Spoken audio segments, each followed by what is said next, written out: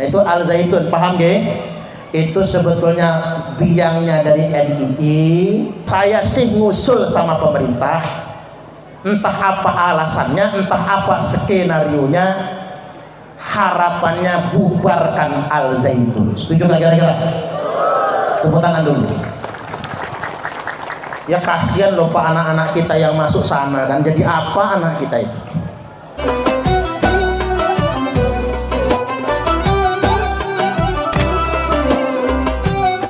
Al Zaitun, nah, biar update informasi ya. Al Zaitun, saya ceritakan global saja nih tentang Al Zaitun. Ya sebetulnya bacanya Az Zaitun, cuman gak enak Pak, Al Zaitun aja sesuai dengan maunya mereka. Mereka nyebutnya Al Zaitun bukan Az Zaitun. Ya kita baca aja Al Zaitun sesuai dengan maunya mereka. Al Zaitun itu semangnya NII, Negara Islam Indonesia. DITII, Darul Islam, Tentara Islam Indonesia. Ketika Indonesia sedang mencari bentuk, ada 3 kekuatan politik. 1, nasionalis. 2, komunis. Yang ketiga, Islamis. Islamis ya, bukan Islam, karena Islam tidak memerintahkan kita mendirikan negara. Kalian jenengan pengen tahu Bapak Ibu, justru yang nasionalis itulah yang benar-benar Islam. Karena yang nasionalis itu merangkul semuanya sesuai dengan Madinah. Nabi tidak pernah mendirikan negara agama, tapi Nabi mendirikan negara kesepakatan, namanya Madinah. Ada banyak suku, ada orang Majusi, ada orang Nasrani, ada orang Yahudi. Nabi bersepakat nama negara Madinah. Madinah bukan negara Islam, bukan negara agama, tapi negara kesepakatan. Pendiri bangsa kita membuat negara seperti Madinah, negara kesepakatan, namanya Negara Kesatuan Republik Indonesia. Ada pemberontakan kelompok ekstrim kanan, DITII. Ada pemberontakan kelompok ekstrim kiri, PKI. Cuman pemerintah beda kebijakan. Masuk zaman Soeharto, Pak Soeharto, Orde Baru, dari Orde Lama, kalau PKI dihabisin. Ada banyak warga Indonesia Pak, yang tadinya nggak tahu menau, kalau masuk PKI dapat pupuknya gampang, kan begitu zaman dulu. Karena petani dapat pupuknya gampang, akhirnya namanya terdaftar PKI habis. PKI dihabisi. Dan nggak usah takut PKI bangkit, nggak usah takut. Sudah ada TAP MPRS-nya Pak. Jelas PKI itu bukan cuma partainya yang terlarang. PKI dan ajarannya komunisme, Marxisme, Leninisme, semua terlarang. Jadi kalau ada di Rawajitu Selatan ini orang bikin pertemuan ngajarkan Marxisme, Leninisme, komunisme, lapor Pak Kades, lapor Babinsa, lapor Kak Babin Kamtipmas, diangkut itu yakin. Nggak usah khawatir, karena PKI bukan cuma partai yang terlarang, ajarannya pun sudah terlarang sedemikian rupa. Pak Yai, itu ada di TV lagi viral, orang pakai baju kaos PKI, baju kaos Palu Arit. Dulu pernah kan nyebar juga. Begitu ditangkap sama polisi Pak, itu yang pakai baju kaos Palu Arit, dia sendiri yang beli kaosnya, dewe yang nyablon paru aritnya, dia sendiri sengenggo, dia sendiri yang tampil, dia sendiri yang memvideokan, dia sendiri yang memviralkan, dan dia sendiri yang teriak-teriak PKI sudah bangkit. Jadi memang dibuat, begitu ditanya mengapa Anda melakukan ini, ya biar masyarakat tetap waspada, kalau antisipasi, kalau PKI bangkit. Tapi walaupun tujuannya baik Bapak Ibu, fitnah kan nggak baik, betul nggak kira-kira?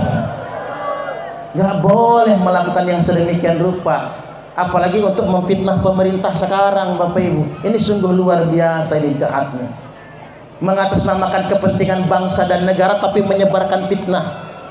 PKI dihabisin, Cuman DITII caranya nggak begitu pemerintah. DITII diingoni. Kartosuryo dihukum mati, ditembak. Setelah Kartosuryo ditembak, Adah Jailani mengangkat dirinya sebagai imam. Rebutan sama Ajengan Mas Duki Jawa Barat. Ajengan Mas Duki sama Adah Jailani berebut. Ajengan Mas Duki cari pengikut yang lebih kuat. Diambillah Abdullah Sungkar, Abu Bakar Ba'asir, dan Abdul Qadir Hasan Baraja. Sungkar, Ba'asir, lan Baraja podo-podo Fam Yaman. Tiga ini.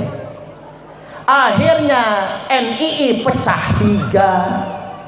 Kubu Adah Jailani, kubu Ajengan Mas Duki, kubu Abdullah Sungkar.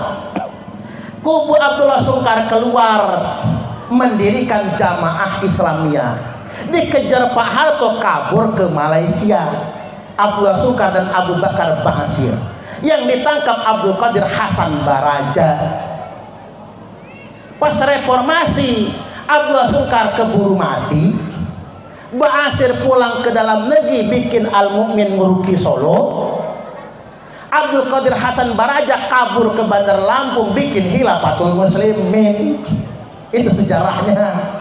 Maka buka cabang nang Rawajitu. Ini sejarahnya. Itu NII semua itu. Ngotot-ngotot. Namanya orang Arab, nggak mau jadi bawahan. Nggak mau jadi bawahan. Makanya buat sendiri. Buat JI, Pak Asir juga begitu. Si Baraja juga begitu. Makanya waktu itu mau didamaikan antara Ba'asir sama Baraja. Nggak mau, kata Baraja, kalau damai saya yang jadi khalifah. Kata Ba'asir nggak bisa, saya yang jadi imam. Satu imam satu khalifah. Satu imam satu amir satu khalifah. Akhirnya mereka bentuk masing-masing. Ba'asir kemudian bentuk JAD, Jamaah Ansarud Daulah. Lalu kemudian Baraja bentuk Khilafatul Muslimin. Nah, Ajengan Mas Duki tetap. Nah, Adah Jailani keluar dari penjara, kembali ke masa lalu dikit. Adah Jailani keluar dari penjara.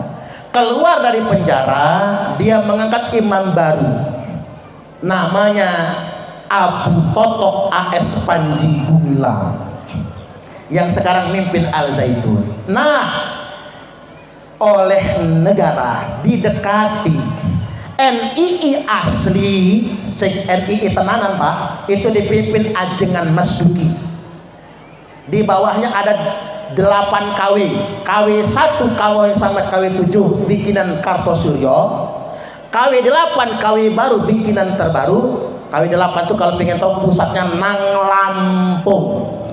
Pusat KW 8 nang Lampung. Nah, kemudian yang berikutnya KW 9 nang Indramayu. Nah, KW 9 ke Adah Jailani, KW 1 sampai ke 8 ke Ajengan Mas Duki. Cuman yang lebih banyak anggotanya KW 9. KW 1 sampai KW 8 kalah anggotanya kali KW 9. Mengapa? Karena KW 9 dibina pemerintah Orde Baru. Bahasa awamnya begini, Pak Adah Jailani, kita bikin NII tandingan untuk melemahkan NII tenanan. Teori bikin vaksin dari virus. Kita kena COVID, vaksinnya diambil dari mana? Dari COVID juga kan? Corona itu virus. Kalau mau buat vaksin corona, ngambilnya dari virus corona itulah. Sama untuk melemahkan NII, ambil virusnya dari NII itu. Nah, NII KW 9 itu bikinan Pak Soeharto. Untuk melemahkan NII yang asli, makanya dikeluarkan dana triliunan. Makanya Pak bikin pesantren termegah sedunia, punya lapangan terbang, punya bandara, coba bayangin, punya bandara, punya hotel berbintang, dikasih tanah ribuan hektar. PJNU baru dapat 1 hektar Pak. Wakofnya udah seneng banget kita ya. Seneng, tepuk tangan dulu. Baru 1 hektar kita mah seneng. Nah, Al Zaitun dapat belasan puluhan ribu hektar. Kalau kata orang Lampung, mapas. saking lebarnya tanah itu, dikasih modal. Makanya mereka bikin masjid, nama masjidnya apa? Masjid HM Soeharto, nama masjidnya. Makanya ajaran Al Zaitun aneh-aneh, Pak, aneh-aneh ajarannya itu. Di sana nggak ada ngaji kitab kuning, mana ada Bapak Ibu. Di sana tuh kayak sekolah umum, cuman direkrut satu persatu masuk ke MII yang bisa direkrut. Maka coba cari alumni Al Zaitun, mana ada yang bisa ngulang kitab? Nggak ada kok. Boro-boro ngulang kitab, hafal juz amma aja enggak kok. Terus yang ngaji apa di sana itu, Pak? Ya kayak sekolah biasa sebetulnya. Kerjaan santri bukan ngaji, main bola di sana. Main bola, main futsal. Loh, muncul pertanyaan tadi malam yang nanya Pak Muhammad Ishak. Mana Pak Ishak? Mana Pak Ishak? Nah di belakang katanya beliau, kok Menteri Agama nggak membubarkan? Kecil Pak, kalau cuma membubarkan mah kecil. Itu masalahnya sederhana, dilema pemerintah hari ini. Sakjane saya kalau jadi presiden jadi dilema juga Pak. Ibarat kata begini, dulu dipakai rezim, dulu dipakai pemerintah, digelontorkan dana triliunan rupiah, lo kok sekarang dibuang. Jadi dilema masa kini Bapak Ibu, hasil produk masa lalu tapi jadi dilema masa kini. Ini yang jadi beban kita semua. Makanya kita doakan pemerintah menemukan jalan terbaik. Kalau menangkap sinyalemen dari Menko Polhukam Pak Mahfud MD, ada unsur pidana yang akan dikenakan kepada Al Zaitun. Nah caranya bagaimana? Saya sih ngusul sama pemerintah, entah apa alasannya, entah apa skenarionya, harapannya bubarkan Al Zaitun. Setuju nggak kira-kira? Tepuk tangan dulu. Ya kasihan loh Pak, anak-anak kita yang masuk sana, dan jadi apa anak kita itu? Ini yang sangat membahayakan. Makanya hati-hati generasi kita, hati-hati anak kita, jangan mau yang diajak ngaji yang nyumput-nyumput itu. Dan saya perlu menghimbau Bapak Ibu, di Rawajidu Selatan ini jangan sampai Wahabi itu berkembang. Karena kalau mereka berkembang Pak, mula-mula mereka masuk masjid jadi jamaah, mula-mula pura-pura jadi jamaah, udah rajin jamaah daftar jadi marbot, rajin jadi marbot, lama-lama khotib Jum'ah nggak datang, langsung atuh saya yang badal khotib, imamnya nggak ada yang nongol, sungguh kesiangan semua umpama ya. Maju berani jadi imam, ujung-ujungnya teman-teman dia diajak pindah, tinggal di sekitar masjid itu. Lalu lama kelamaan mengganti takmir masjid. Kalau takmir sudah diganti Bapak Ibu, mulai mereka yang ahlu sunnah wal jamaah disingkirkan semua. Amaliyah juga diganti. Ini cara di Bandar Lampung. Itulah beban kita di kota. Kalau di kampung ini nggak ada yang sedemikian rupa, maka antisipasinya jangan biarkan aliran tersebut berkembang. Baik.